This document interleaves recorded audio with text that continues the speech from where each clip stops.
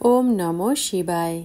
আজকের মহাবাক্যের তারিখ 16 জুলাই 1967, দ্বিতীয় পর্ব। এই আসুরি সম্প্রদায় কত ভয়ানক!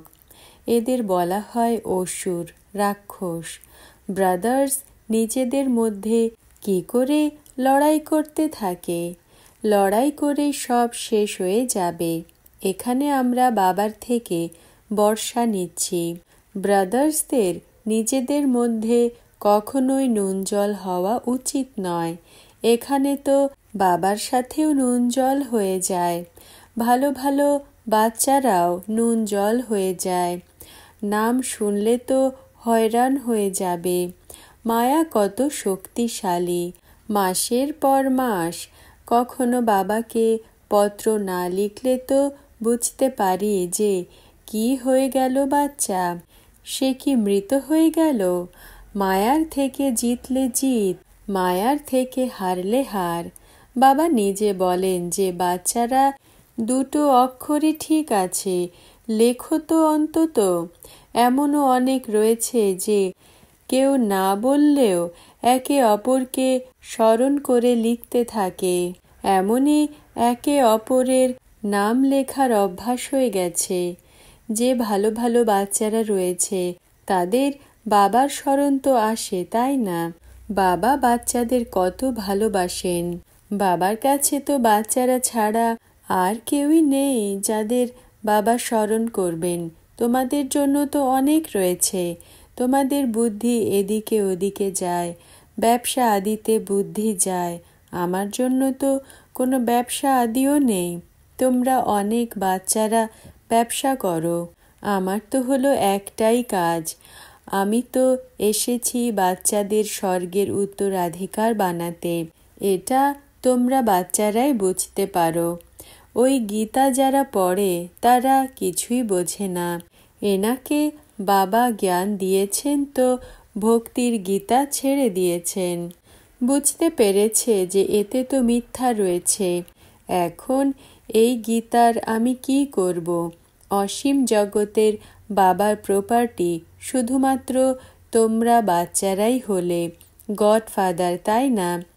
তো সমস্ত আত্মারা হলো তার প্রপার্টি। মায়া ছি ছি বানিয়ে দিয়েছে। এখন আবার বাবা ফুল বানাতে এসেছেন। বাবা বলেন, আমার তো হলে তোমরাই। তোমাদের ওপরে আমার মোহও রয়েছে। চিঠি না লিখলে তো বাবার চিন্তা হয়। ভালো ভালো বাচ্চাদের চিঠি না আসলে তো বুঝতে পারি যে ভালো ভালো বাচ্চাদেরও মায়া একদম শেষ করে দেয়। নিশ্চয়ই দেহ অভিমান রয়েছে যে বাবাকে পত্র লেখে না। বাবা বলতে থাকেন, বাচ্চারা নিজের খবর জানাও।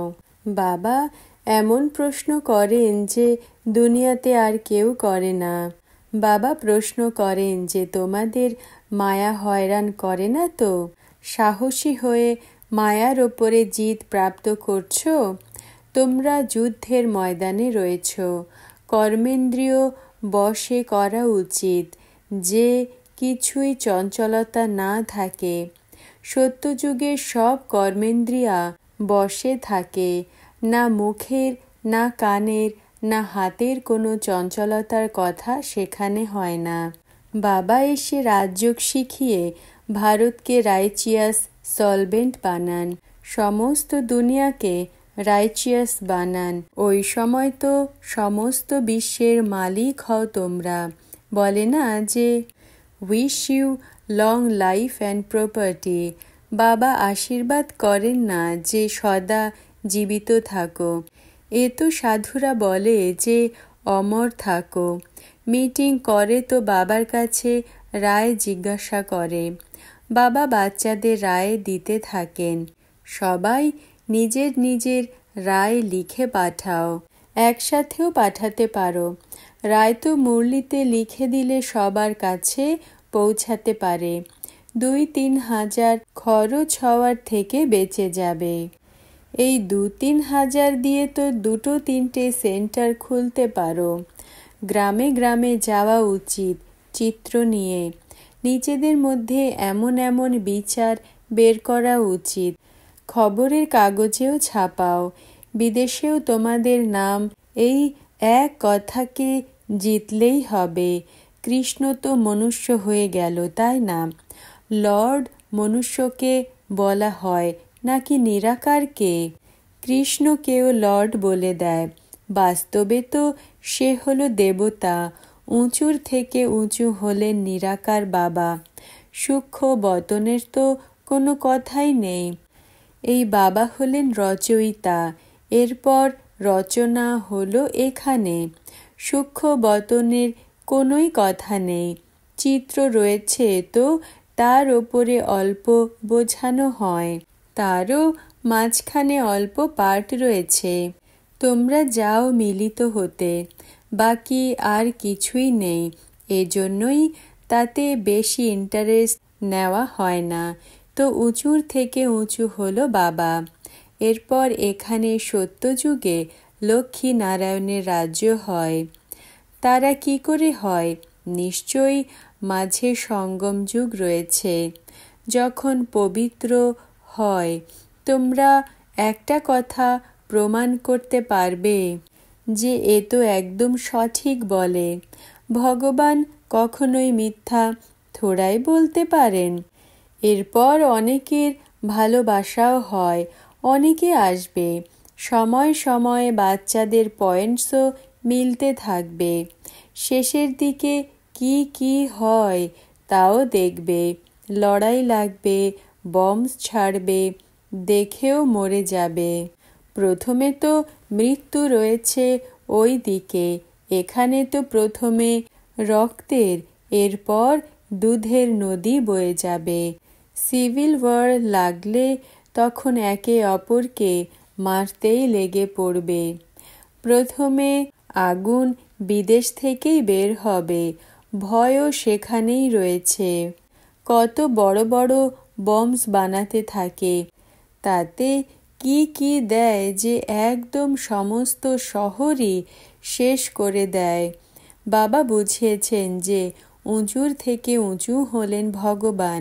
এরপর সত্যযুগে হয় লক্ষ্মী নারায়ণের রাজ্য। এটাও বলতে হবে যে কি করে স্বর্গের রাজধানী স্থাপন করেন। হেভেনলি গডফাদার অবশ্যই সঙ্গমেই আসেন।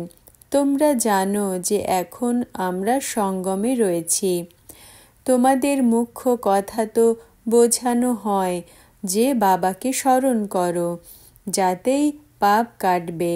বাবা বলেন যে আমাকে স্মরণ করো, তো এই যোগের অগ্নির দ্বারা তোমাদের বিকর্ম বিনাশ হবে। যতটা স্মরণ করবে ততটাই উচ্চ পদ প্রাপ্ত করবে। স্মরণ করতে করতে তোমরা ঘরে চলে যাবে। এখন ওই দৈহিক তীর্থযাত্রার কথা বন্ধ, শাস্ত্রের কথা বন্ধ, একদম অন্তর্মুখিতা চাই। তোমরা বলো যে পতিত পাবন জ্ঞানের সাগর, শান্তির সাগর, সুখের সাগর। তো যা আমার কাছে রয়েছে তা এখন আমি তোমাদের দিয়ে থাকি। বাকি শুধুমাত্র দিব্য দৃষ্টির চাবি, সেটা দেই না। তার বদলে আমি তোমাদের বিশ্বের মালিক বানাই। সাক্ষাৎকারে কিছুই নেই। আচ্ছা, আত্মিক মাতা পিতা আর বাপদাদার স্মরণ স্নেহ আর গুড মর্নিং। আজকের বরদান, রাজযোগী ভব। ব্যাখ্যা: তোমরা বাচ্চারা কি রাজযোগী? কাকে বলা হবে রাজযোগী? যদি তোমার যোগ পাওয়ারফুল যোগ থাকে তাহলেই রাজযোগী বলা হবে, না হলে যোগী বলা হবে, কিন্তু রাজযোগী নয়। রাজযোগী নিজের কর্মেন্দ্রিয়ের রাজা হয়ে ভবিষ্যতেও রাজ্য অধিকারী হবে। যোগী তা হতে পারবে না। ওম নমঃ শিবায়। আজকের মহাবাক্য থেকে তুলে নেওয়া একটি প্রশ্ন। বাবা দিব্য দৃষ্টির চাবির বদলে আমাদের বাচ্চাদের কি দিয়ে থাকেন?